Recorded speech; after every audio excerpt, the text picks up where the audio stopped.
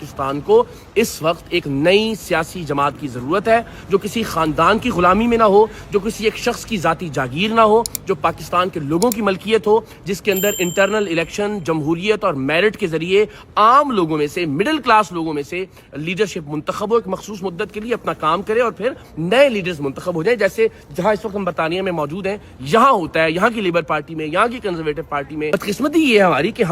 ہماری ٹریننگ اس طرح سے ہوئی ہے کہ ہم سمجھتے ہیں کہ ہمیں ایک بادشاہ چاہیے، ہم ہاتھ باندھ کے رعایا کی طرح نیچے کھڑے ہوئے ہوں اور بادشاہ معظم بالکونی سے ہمیں دیدار کروا رہے ہوں۔ اب وہ بادشاہ معظم کبھی ہم بھٹو میں تلاش کرتے ہیں، وہ شہنشاہ معظم کبھی جو ہے وہ نواز شریف صاحب میں ہم تلاش کرتے ہیں، وہ ملکہ عالیہ کبھی ہم محترمہ بینظیر بھٹو صاحبہ شہید میں تلاش کرتے ہیں، اور وہ بادشاہ جو ہے وہ کبھی ہم عمران خان میں ڈھونڈنے کی کوشش کرتے ہیں۔ تو ہمیں رعایا نہیں، شہری بننا ہوگا۔ یہاں جس شہر میں ہم موجود ہیں یہاں اس وقت میئر ایک پاکستانی بس ڈرائیور کا بیٹا ہے۔ پاکستان میں 78 سال کی تاریخ میں ہم ایک مڈل کلاس آدمی پرائم منسٹر نہیں بنا سکے۔ ہر کوئی ایچیسن کالج والا، کوئی آکسفورڈ یونیورسٹی کا گریجویٹ، کوئی وڈیرا، کوئی سیاستدان، کوئی اتفاق فاؤنڈری والا، کوئی وزیراعظم کا بیٹا، کوئی وزیراعظم کی بیٹی،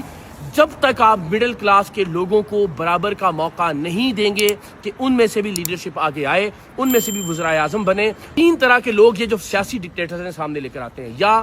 یہ اپنے رشتہ داروں کو لے کر آتے ہیں جیسا کہ ابھی محترمہ مریم نواز صاحبہ،